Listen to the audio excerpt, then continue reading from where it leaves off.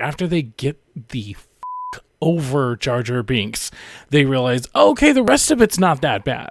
Or they get the over Sand. They're like, oh, the rest of it's okay. And her little, flubber robot. But it was just a really nice, subversion. That's exactly what I was trying to think. It's like, what did I like? That's exactly what it is. The little flubber robot. It's the little flubber robot. Oh my god. Anyway. I love the chase and the hunt, and I set the pace when I'm running. I always take what I want and I always give it 100. Don't need a bank, no, I'm funded. Play the game like it's nothing. I'm always thankful for something. Hey everybody, and welcome back to Threat X3 Productions. I am Nick. And I am Nate. And today we're going to be talking about Kenobi.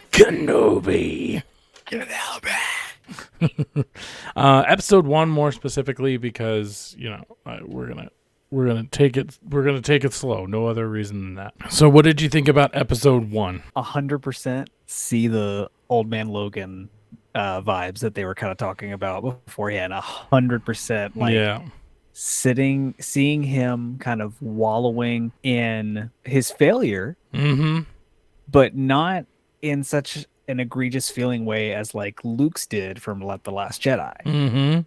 So it's like, I mean, just in general, I loved it. And it was one of those that having gone directly from ending Revenge of the Sith to this was kind of cool. But also kind of like, I feel like it kind of took a little bit away from the whole like aspect of, hey, this has been 10 years. Yeah. Because, in a matter of 10 minutes, but like they do a really good job of setting that up and kind of setting up the world as well as like I feel like Mandalorian did in the first episode. Yeah. I think overall the episode was just really good. They said it in an interview with IGN. I'm sure there's other places they've said it too, but there's definitely been this like appreciation for the prequel trilogy in the last, I don't know, 10 years maybe? Right. Maybe sooner than that, but still, like, there's been this appreciation where, like, when it first came out, everybody hated it, and not only did everybody hate it, but I do feel like there was this almost, like, peer pressure to hate it, because if you didn't hate it, then you weren't really a Star Wars fan. Like, did you ever get that impression? Not the last part of it of you're not a Star Wars fan, but it definitely was like it was the more popular thing to hate. So I mean, even if like somebody said, I'm not going to be friends with, like, that's not what I meant. I'm just saying it's like, it definitely seemed like if you didn't think they were bad, then people would just be like, what's wrong with you? Basically is what I'm getting at. So lately now it's okay to be a prequel trilogy. I do think that has something to do with the sequel trilogy because people realize that, there's at least a through line from 1 to 3. And so people realize that, and not only that, but it's like after they get the fuck over Jar Jar Binks, they realize, okay, the rest of it's not that bad. Or they get the fuck over Sand. They're like, the rest of it's okay. I feel like that's the one thing over the years, because when I was 13, I think, when I was 13, I was in the midnight showing of Attack of the Clones, right? So it's like I am embedded into this Star Wars lifestyle, and even if there was this small part of me that thought that, like, okay, this is really good, but not as good as the sequels, it was a small enough part of me where it's like I didn't really, I was just excited that there were lightsabers and fucking Mace Windu with the purple one and like all this like really cool, like it didn't like sink into me that, oh no, these are actually bad. Like it never really, like I can admit nowadays in hindsight, especially with the outdated graphics or whatever, it's like to a certain extent they are quote unquote bad, but even still it's like they're Star Wars. Get the fuck over it, And I feel like in 10 years from now we'll kind of have a similar, maybe not to the same degree, but we'll have a similar sentiment to the sequel trilogy, and that is just like, hey, it's Star Wars. It didn't end the way we wanted it to, but we still had some really good times along the way, basically. So anyways, that was a really long-winded way of saying that, picking up kind of where we left off with episode 3 and kind of doing this like in between is really, really exciting, especially seeing all these like interviews with Hayden Christensen and how they're going to bring him back as well. And I'm like, oh my God. Then one of the number one things, other than something you mentioned, but one of the number one things about the episode is I didn't expect it to go where it was going to go. I expected the whole they're hunting down Jedi and they're going to go hunt him down or whatever, but I didn't expect it to have Leia, let alone she gets kidnapped, and therefore that's what gets him back into the fray or whatever. Mm-hmm. Yeah, I wasn't expecting that either. And I think a lot of us were trying to figure that out whenever the first sort of, like whenever we were starting to see stuff in different planets that weren't Tatooine. It's like, what is going to take him from Tatooine, from his post, and go out, and then not have it be, and I feel like, it makes 100% sense. I feel like it does. Yeah. And it kind of puts, see, I think what's really cool about this, and if you were cynical, in most, no, I'm just kidding. But if you were cynical in this case, like it's one of those people would be like, oh, I don't like how they're just trying to make those forceful connections to the prequels. But it's like, for me, what I feel like they're doing, no, I'm not talking about you specifically. No, I'm agreeing with you. That's my face. Okay, you're just trying to figure out where people say that? Oh, yeah. But like with this, it puts things in the original trilogy in new context. So like the whole like, help me, Obi Wan Kenobi, you're my only hope. And we know now why she's calling out to Obi-Wan, because like she's like, they're sending Obi-Wan to rescue her when she's a child. Mm-hmm. Can I just say that you dressed for the occasion and I fucked it up. you bombed it. But yeah, that was the number one thing that stood out to me. Like, I definitely didn't expect that to happen, which I think just made it more of a surprise. Like, it was just a surprise to see her and her little, flubber robot, but it was just a really nice, subversion.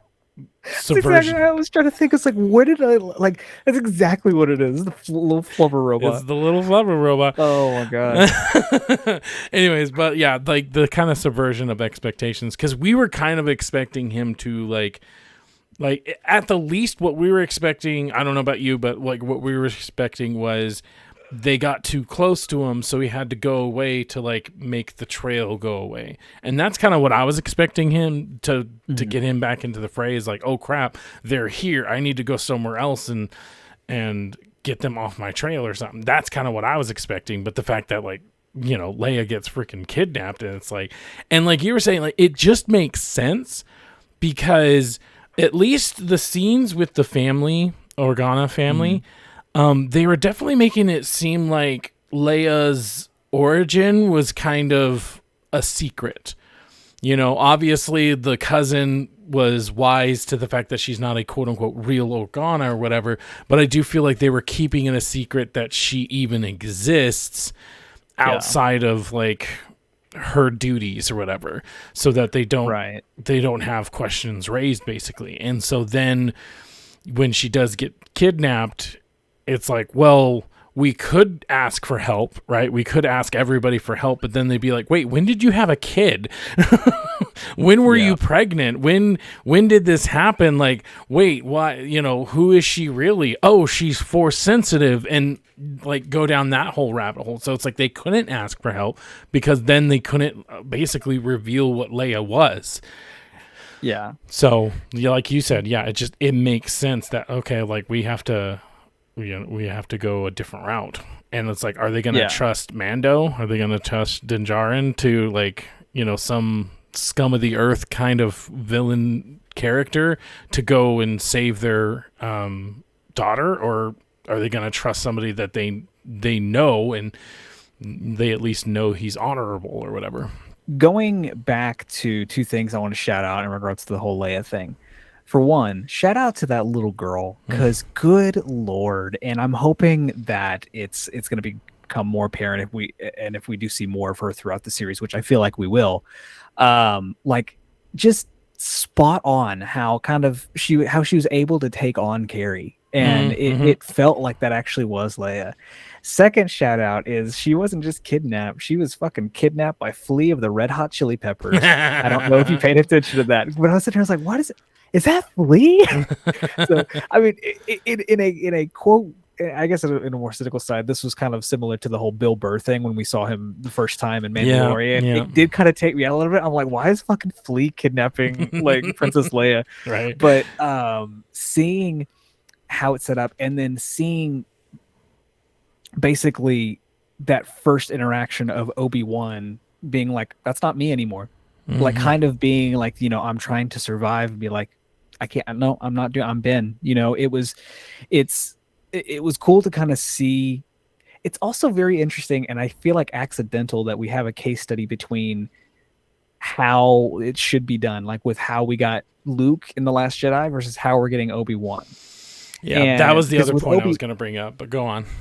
Because with Obi-Wan, it's very much like, I guess it just feels more earned because we know exactly what he's grieving, and we didn't see what happened with Luke. We just see him next time, and he's this like crotchety old some bitch who's drinking fucking titty milk.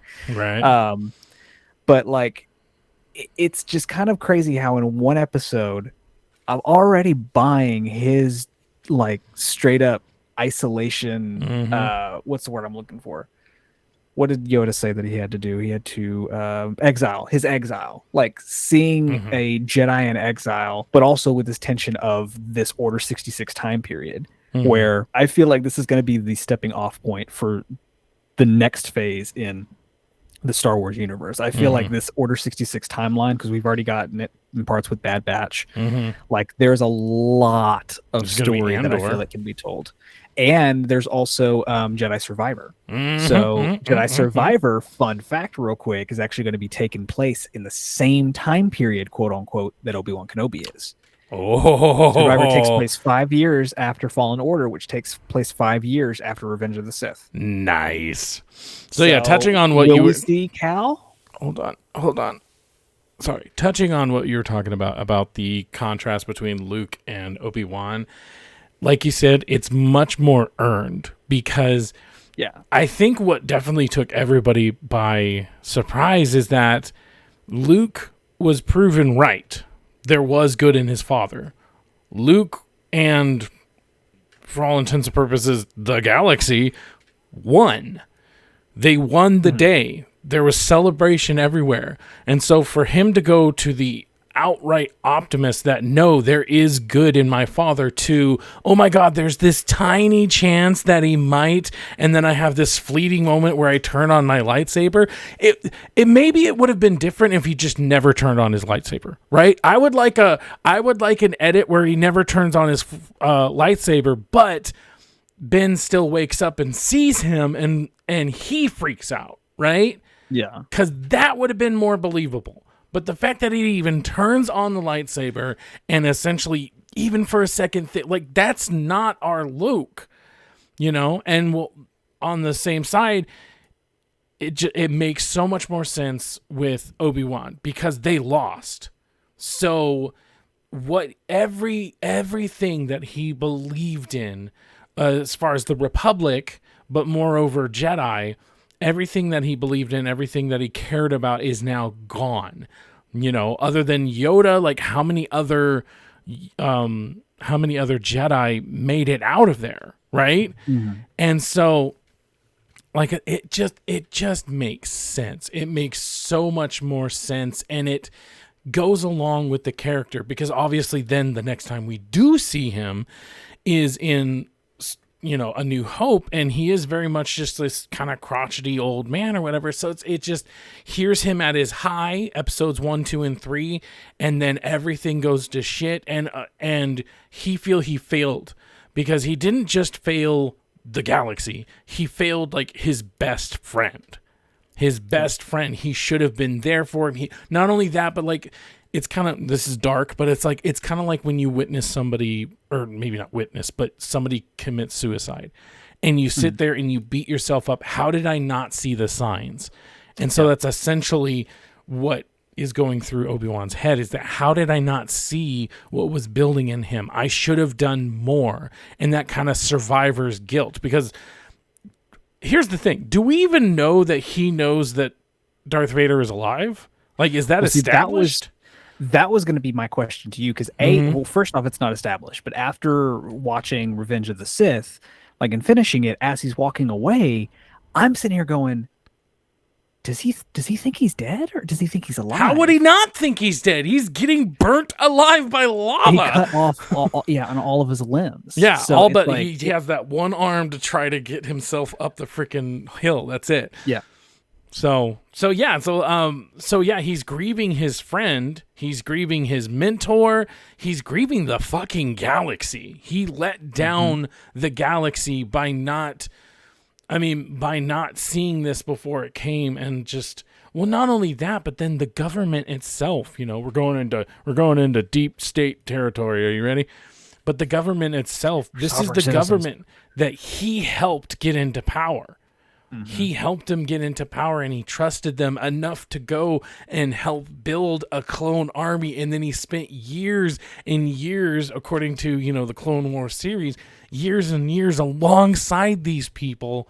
And then all of a sudden, just at the snap of a fist, the hypnotic state comes over them and they kill everything. And it's just like, oh my God. So all of that, just layer after layer after layer after layer after layer, we see him in this state where he's just stealing meat and just living day to day, and it just keeps repeating itself. Makes sense. We see Luke, and kind of like what you were saying, like, we didn't really see what the fuck happened to him. He tried to get an academy up and going. That didn't work because one of them decided to go evil or whatever, but even still, it's like, it wasn't his fault. So, like, whereas Obi-Wan, it just makes so much more sense because you could see why he would think it's his fault. Yeah. So I will say this. I'm going to upfront say that this is a weak excuse, and I admit that. But something I was thinking about with the inclusion of things like the Book of Mandalorian and the Mandalorian itself. Yeah, I know. It took me a second. Because establishing the whole thing with Luke and the dynamic with him and Grogu, and, like, in the Book of Mandalorian, seeing the school being built.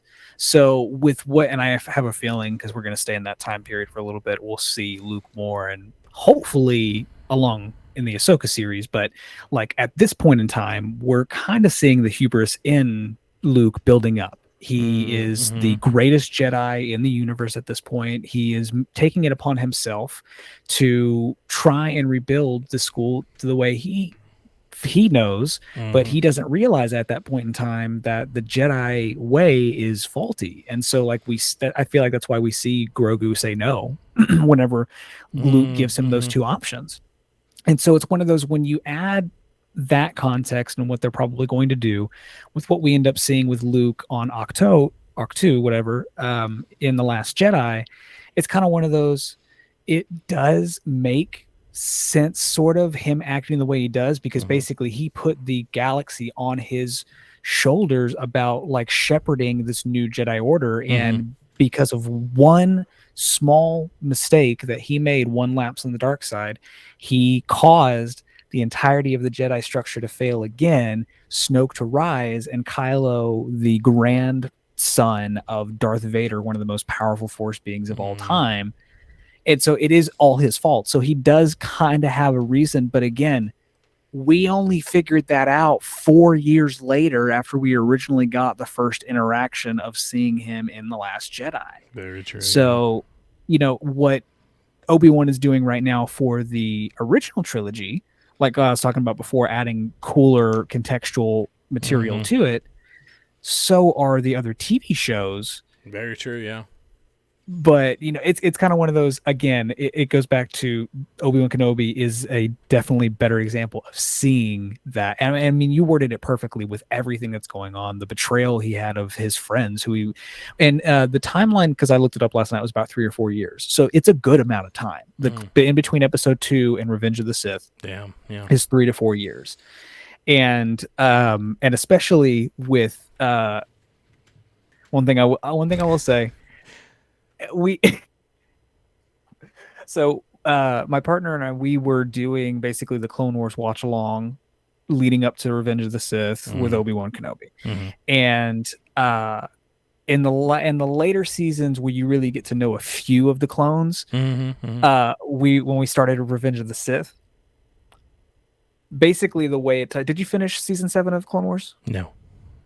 Okay, so the last 4 episodes that play in sync with Revenge of the Sith, basically when Ahsoka comes back and meets up with Anakin and Obi-Wan, General Grievous has kidnapped the Chancellor in the Republic, so they're about to go on their mission that we see at the beginning of Revenge of the Sith. Nice.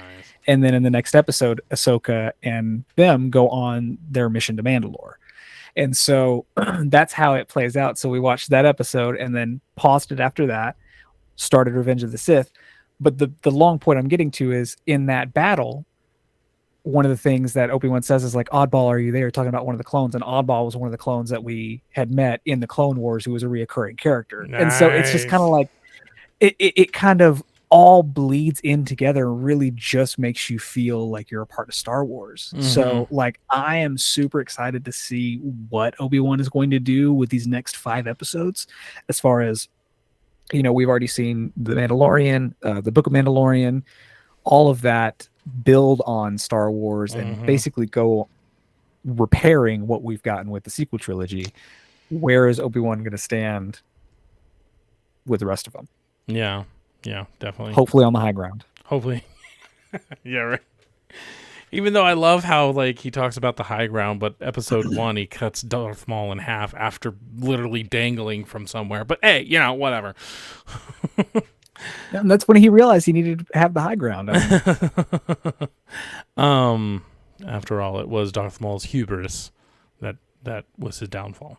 Yeah, I mean, overall, I can't wait to see where this goes. Everything is just pumping up the universe of Star Wars, and we get so much better stories out of it because of that. So.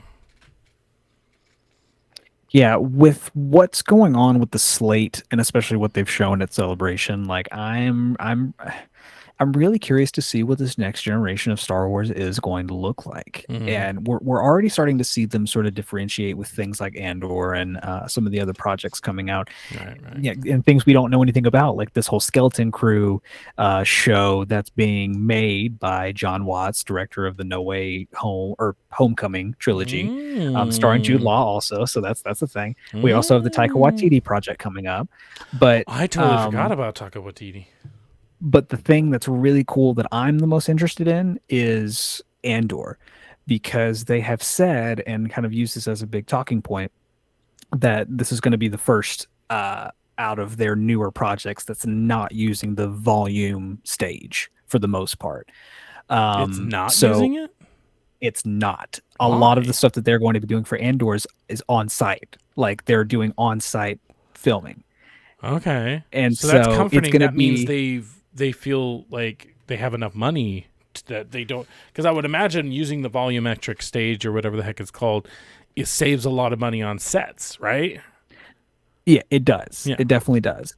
But it's also, it makes me wonder though too. It's like, okay, it makes sense for Kenobi and makes sense for, Mandalorian and Book of Boba Fett to be using that because I mean, it's smaller condensed areas and stories. So it's like, is this going to be a lot bigger scale? Is this what is reason behind that? So Disney and Lucasfilm, I think, are finally starting to get their act together. And we're starting to definitely reap the benefits of that. Definitely. Deborah Chow, I believe in you at this point, 1 episode in. And I cannot wait to see how much you break my heart. In a good way? In a good way, yeah. Okay. Because I mean, we're going to be seeing Anakin and Obi-Wan fight again, and we already saw the heartbreaking battle that was in Revenge of the Sith, and so yeah.